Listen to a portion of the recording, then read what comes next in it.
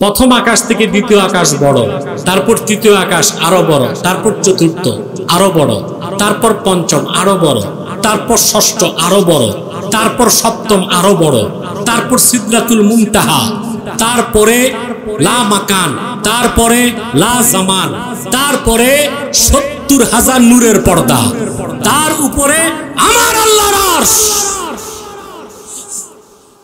এখন আরশ কত বড় আপনি চিন্তা করতে পারবেন না। ইমামে বাগাবী মাআলিমুত তানজিলে লেখেন, ওয়াসিয়া কুরসিয়ুহুস সামাওয়াতি ওয়াল আরদ। এই আয়াতের ব্যাখ্যায় আব্দুল্লাহ বিন আব্বাস তাফসীর লিখেছেন, কুরসিয়ুহু আওসাউ মিনাস সামাওয়াতি ওয়াল আরদ। আল্লাহর কুরসিটাই ৭ আকাশ ৭ জমিনের চেয়ে অনেক বড়, আর আল্লাহর আরশে আজিমের সম্মুখের একটা ছোট্ট জায়গায় আল্লাহর কুরসিটা রাখা আছে। তাহলে আরশ কত বড়! সেজন্য আরশকে আল্লাহ বলেছেন আজিম, কোরআনকে বলেছেন আজিম, নিজেকে বলেছেন আজিম, আর আপন হাবিবের খুলুক বা চরিত্রকে বলেছেন আজিম। ওয়া ইন্নাকা লাআলা খুলুকিন আযীম। কোনো সন্দেহ নাই মুহাম্মদ সাল্লাল্লাহু আলাইহি ওয়াসাল্লাম আপনি সুমহান চরিত্রের উপর প্রতিষ্ঠিত আছেন, বলেন সুবহানাল্লাহ। তাহলে রাসূল করিম সাল্লাল্লাহু আলাইহি সাল্লামের সিরাতের আলোচনা, ওনার খুলুকে আযীমের আলোচনা করার মতো সাধ্য জ্ঞান শক্তি কিছুই তো আমাদের নাই। আছে? জরুরি আছে? রাসূল করিম সাল্লাল্লাহু আলাইহি ওয়াসাল্লামের সিরাতের শুরুটা হচ্ছে রাসূলুল্লাহর মিলাদ দিয়ে। এই জন্য কেউ যদি রাসূলুল্লাহর মিলাদকে অস্বীকার করে সে কাফের হয়ে যাবে। কথা বুঝেন নাই? সিরাতকে অস্বীকার করার সুযোগ নেই, মিলাদকে অস্বীকার করার সুযোগ নেই। রবিউল আউয়াল মাস আসলেই দুই দল লোক ঝগড়ায় লিপ্ত হয় বাংলাদেশ, হয় না? একদল বলে সিরাতুন নবী নামে মাহফিল করো, মিলাদুন নবী নামে করা বিদআত। আরেক দল বলবে মিলাদুন নবী নামে করো, সিরাতুন নবী নামে করা যাবে না, এটা ওহাবিরা করে। তো ভাই কি ছাড়লা কি ধরলা? সিরাত যার, মিলাদ তার, ঠিক কিনা? তবে রবিউল আউয়াল মাসে বেশি থেকে বেশি মিলাদুন নবী স্মরণেই তো আলোচনা হওয়া উচিত, ঠিক না? একটি প্রশ্ন আমাদের দেশে আসে, তো ঈদ শব্দ পেলেন কোথায়?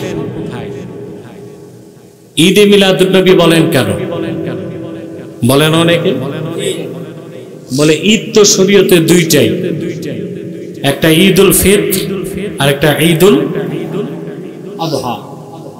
বলে কি না? কামাল বসেন না,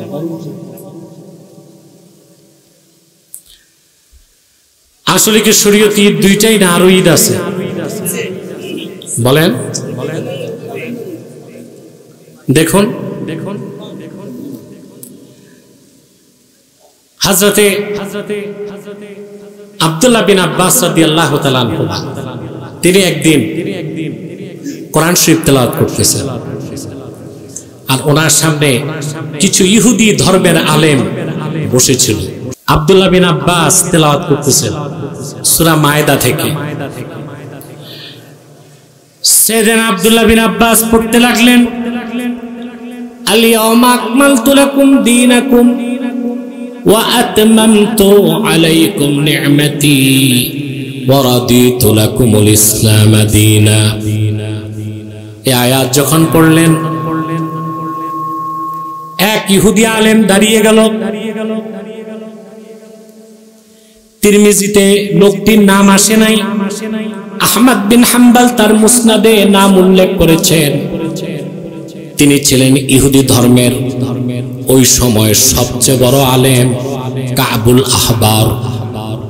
তিনি দাঁড়িয়ে হযরত ইবনে আব্বাসকে বললেন, লাউ নাযালাত হাযিহিল আয়াতু আলাইনা লাত্তাখাযনা যালিকাল ইয়াওমা ঈদা। এত সুন্দর একটি আয়াত কোরআন কারীমের মধ্যে আছে, তা তো আমি জানতাম না। এরকম একটা আয়াত যদি আমাদের নবী মুসার উপর আল্লাহ নাজিল করতেন, খুশির চোটে আমরা আয়াত নাজিলের দিনটাকে ঈদের দিন বানায় নিতাম।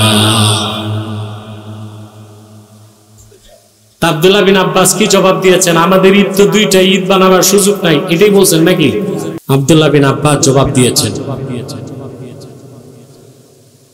قال والله إنها نزلت على رسول الله صلى الله عليه وسلم في يوم عيدين يوم عرفة ويوم جمعة। আল্লাহর কসম ইহুদি তোমার জানা নাই আল্লাহর আখিরি নবী নূর নবীজি মুহাম্মদ সাল্লাল্লাহু আলাইহি সাল্লামের কাছে এই আয়াত নাজিল হয়েছে এমন একদিন, যে দিন ডবল ঈদ হয়েছে। দিনটা ছিল আরাফার দিন, দিনটা ছিল জুমুয়ার দিন। আব্দুল্লাহ বিন আব্বাস রাদিয়াল্লাহু তাআলা আনহুর ফতোয়া অনুযায়ী আরাফার দিন ঈদের দিন, প্রত্যেক জুমার দিনও ঈদের দিন। তাহলে দুই ঈদ ছাড়াও ঈদ আছে না নাই? তাহলে হাদিস মোতাবেক আমরা বছরে 52 শুক্রবারে 52টা ঈদ পাই। আর কিছু মৌলবী সাহেব ঈদ খুঁজে পায় না। খুঁজে যদি না পায় তা আমাদের করার কি আছে? চশমা বদলাইতে হবে। কি বদলাইতে হবে? চশমা বদলাইতে হবে। কাঠের চশমা দিয়া সবকিছু দেখা যায় না, চশমাটা ট্রান্সপারেন্ট হইতে হবে। কি বাড়াবাড়ি হয় বাংলাদেশ! আমি খুব দুঃখ পেয়েছি, কিশোরগঞ্জে একদল লোক ঈদে মিলাদুন নবী সাল্লাল্লাহু আলাইহি ওয়াসাল্লাম ব্যানারে জুলুস বের করেছে। আরেক দল লোক এসে মারামারি করে একজন মানুষকে মেরে ফেলেছে। কারা এই বাড়াবাড়ি করে?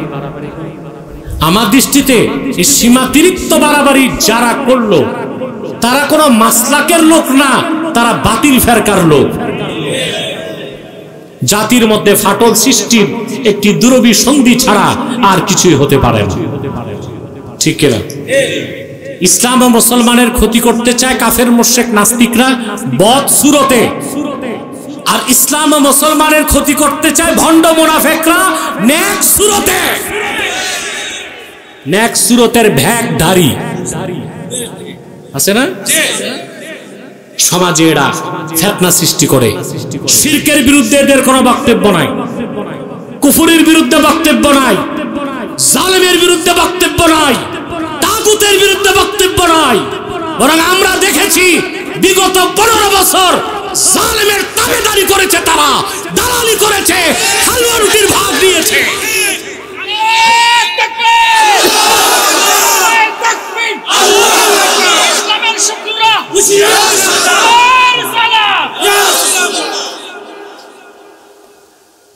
যারা দালালি করলো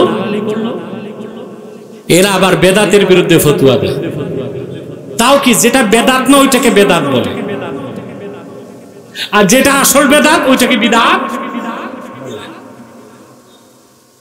এটা আমানতের খেয়ানত না? কথা বলেন। তাহলে বোঝা যায় দুই ঈদ ছাড়াও শরীয়তে ঈদ আছে। তাহলে 12 রবিউল আউয়াল আমরা ঈদ মিলাদুন নবী কেন বলি? প্রশ্ন আসে না?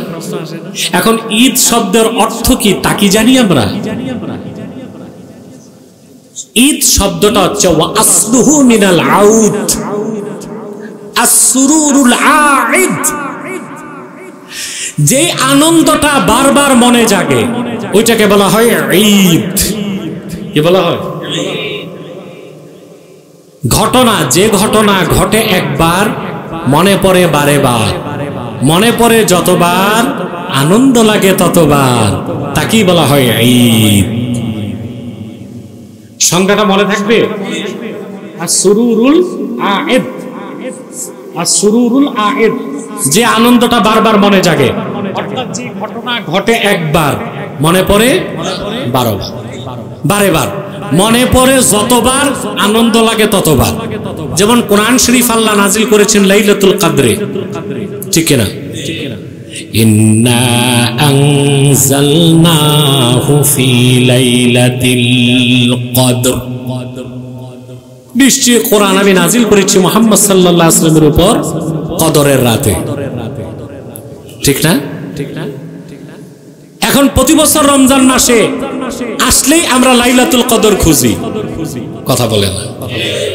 মুমিন মাত্রই লাইলাতুল কদরের রাতে মনে আনন্দ জাগে, কথা বলে না? ঘটনা ঘটছে একবার, মনে পড়ে বারে বার, মনে পড়ে যতবার, আনন্দ লাগে ততবার। সুবহানাল্লাহ।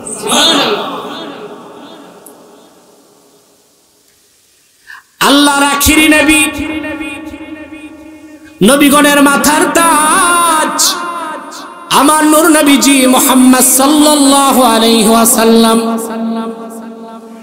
আজ থেকে ১,৫০০ বছর আগে হযরতে আমিনার নূরময় রহম থেকে মক্কাতুল মুকাররমায় তাশরীফ নিয়ে এসেছিলেন রবিউল আউয়ালের ১২ তারিখ সুবহে সাদেকের সময়। সেজন্য সে রাতকে বলা হয় লাইলাতু মাউলিদিল মুস্তাফা। সুবহানাল্লাহ। ইমামে আহমদ বিন হাম্বল বলেছেন ইন্না লাইলাতা মাউলিদিল মুস্তাফা আফজালু মিন লাইলাতিল কদর। লাইলাতুল কদর থেকেও আমার আল্লাহর কাছে লাইলাতু মাউলিদিল মুস্তাফার দাম ১,০০,০০০ গুণ বেশি। আল্লাহর কাছে লাইলাতুল কদরের দাম বেশি না লাইলাতু মাউলিদিল মুস্তাফা? যে রাতে রাসূলুল্লাহ দুনিয়ায় এসেছেন ১,৫০০ বছর আগে, ওই রাতের দাম বেশি। সুবহানাল্লাহ বলবেন? এই কথার দলিল কি? দলিল লাগবে না? কষ্ট হচ্ছে? কষ্ট তো হবে, তবে কষ্টটা মজার, ঠিক কিনা? দলিলটা সরাসরি কোরআন শরীফ দেয়। কোরআন এসেছে লাইলাতুল কদরে। কোরআন হচ্ছে রাহমাতুল লিল মুসলিমিন, আর হুজুর রাহমাতুল লিল আলামিন। সেজন্য ইন্না রাহমাতান নাবিয়্যি আওসাউ মিন রাহমাতিল কোরআন। কোরআনের রহমত থেকে আল্লাহর হাবিবের রহমত আরো বড়, আরো ব্যাপক, আরো বিস্তৃত। সুবহানাল্লাহ। কোরআন কারীমের কথা আল্লাহ কি বলেছেন শুনেন। وَنَزَّلْنَا عَلَيْكَ الْكِتَابَ تِبْيَانًا لِكُلِّ شَيْءٍ وَهُدًى وَرَحْمَةً وَبُشْرَى لِلْمُسْلِمِينَ। প্রিয় হাবিব মুহাম্মদ সাল্লাল্লাহু আলাইহি ওয়াসাল্লাম, এই কোরআন আপনার কাছে নাজিল করেছি তিবিয়ানাল লিকুল্লি শাই, সবকিছু সুস্পষ্ট ব্যাখ্যা হিসেবে, হুদাও ওয়া রাহমাতাও ওয়া বুশরা লিল মুসলিমিন, আর তামাম পৃথিবীর মুসলমানদের জন্য হেদায়েতকারী হিসেবে, সুসংবাদের বাহন হিসেবে, রহমতের কান্ডারি হিসেবে। কোরআনকে আল্লাহ বলেছেন রাহমাতুল লিল মুসলিমিন, আরেক জায়গায় বলছেন রাহমাতুল লিল মুমিনিন। কোরআনকে বলেছেন রাহমাতুল লিল মুমিনিন। وَنُنَزِّلُ مِنَ الْقُرْآنِ مَا هُوَ شِفَاءٌ وَرَحْمَةٌ لِلْمُؤْمِنِينَ وَلَا يَزِيدُ الظَّالِمِينَ إِلَّا خَسَارًا। আল্লাহ রাব্বুল আলামিন বলেন, প্রিয় হাবিব মুহাম্মদ সাল্লাল্লাহু আলাইহি ওয়াসাল্লাম, আমি ধাপে ধাপে ক্রমে ক্রমে আপনার উপর কোরআন নাজিল করি। এই কোরআন হচ্ছে সমস্ত মুমিনদের মনের জন্য, তাদের অন্তরসমূহের জন্য বেহেশতি খোরাক, শেফা, আরোগ্য। সুবহানাল্লাহ। আর এই কোরআন হচ্ছে মুমিনদের জন্য রাহমাত। মনে রাখবেন, মুমিনদের জন্য, মুসলিমদের জন্য কোরআন রাহমাত, আর পৃথিবীর সব মানুষের জন্য কোরআন হেদায়েতকারী। হেদায়েতকারী সবার জন্য, কিন্তু রাহমাত হচ্ছে কাদের জন্য? মুমিনদের জন্য, মুসলিমদের জন্য। আল্লাহ রাব্বুল আলামিন বলেন, শাহরু রমাদানাল্লাযী উনজিলা ফীহিল কুরআনু হুদাল লিন-নাসি ওয়া বায়িনাতিন মিনাল হুদা ওয়াল ফুরকান। রমজান মাস, যেই মাসে কোরআন অবতীর্ণ হয়েছে, এই কোরআন হলো পৃথিবীর সকল যুগের, দেশের, বর্ণের, বংশের মানুষের জন্য হেদায়েতকারী। সকল মানুষের জন্য কোরআন হেদায়েতকারী, কিন্তু রহমত হচ্ছে মুমিনদের জন্য, মুসলিমদের জন্য। অপরদিকে আল্লাহ তাআলা আপন দোস্ত মুহাম্মদ সাল্লাল্লাহু আলাইহি সাল্লামের রহমতের কথা বলতে যে আল্লাহ বলেন, ওয়ামা আরসালনাকা ইল্লা রাহমাতাল লিল আলামিন। রহমত হিসেবে কোন রহমতটা বড়, কোরআনের রহমত না আল্লাহর হাবিবের রহমত? তাহলে বোঝা যায় রাহমাতুল লিল মুমিনিন এসেছে লাইলাতুল কদরে, সেই জন্য রমজান দামি মাস হয়ে গেছে। আর ১৫০০ বছর আগে আখিরি নবী নূর নবীজি মুহাম্মদ সাল্লাল্লাহু আলাইহি ওয়াসাল্লাম রাহমাতুল লিল আলামিন হিসেবে এসেছেন হযরত আমিনার ঘরে মক্কাতুল মুকাররমায়। সেটা ছিল রবিউল আউয়ালের ১২ তারিখ। এই জন্য সেই রাতটা লাইলাতু মাউলিদুল মুস্তাফা, আল্লাহর কাছে লাইলাতুল কদর থেকে অনেক বেশি দামি। সেই জন্য যারা আরিফিন, মুতাসাউফিফিন, মারিফতের নূর যাদের অন্তরে আল্লাহ দিয়ে দিয়েছেন, তাদের কাছে রমজান থেকে অনেক বেশি শ্রেষ্ঠত্ব রাখে রবিউল আউয়াল মাস। বলেন সুবহানাল্লাহ। আল্লাহর আখিরি নবী মুহাম্মদ সাল্লাল্লাহু আলাইহি ওয়াসাল্লাম ১৫০০ বছর আগে হযরতে আমিনার নূরময় রহম থেকে মক্কাতুল মুকাররমায় তাশরীফ নিয়ে এসেছেন। রবিউল আউয়ালের ১২ তারিখ ছিল। সেই জন্য প্রতি বছর রবিউল আউয়াল মাস আসলেই ১৫০০ বছর আগের সেই লাইলাতু মাউলিদুল মুস্তাফার কথা স্মরণ হলে মুমিনদের অন্তরে আনন্দে ভরে যায়, আনন্দের হিল্লোল বয়ে যায়। সেজন্য মুমিনেরা যদি মাহফিল করে, সঙ্গীত সন্ধ্যা করে, সিরাতুন নবী নামে করুক, মিলাদুন নবী নামে করুক, কোরআনের তাফসীর নামে করুক, জিকির ফিকির করে, মিলাদ কিয়াম করে, দরুদ সালাম পড়ে যদি খাস মুনাজাত করে, তাকেই তো বলা হয় ঈদে মিলাদুন নবী। এখানে বেদাত খোঁজা সুযোগ নাই। যদি কেউ খুঁজে, বুঝতে হবে সে অসুস্থ, সে কি, তার রোগটা ক্যান্সারের চেয়ে মারাত্মক। মারাদু আলান নিফাক, ওইটা মুনাফিকের রোগ তার অন্তরে ঢুকে গেছে। এইরকম রোগীকে মুহাদ্দিসগণ বলেন মারিদুস সাফরাউই। মারিদুস সাফরাউই যেমন জন্ডিস রোগী, যার জন্ডিস হয়েছে, ওর কাছে আতরের ঘ্রাণও ভালো লাগে না, ফুলের সৌন্দর্য ভালো লাগে না, আকাশের সৌন্দর্য ভালো লাগে না। ওই রকম মারিদুস সাফরাউই যারা, যাদের অন্তরে নেফাক ঢুকেছে, তারাই ঢালাও ভাবে, তারাই অন্যায় ভাবে, ঢালাও ভাবে, বিনা দলিলে ঈদে মিলাদুন নবীর মাহফিলকে কিংবা মিলাদ ক্যাম্পকে বেদাত বলতে পারে।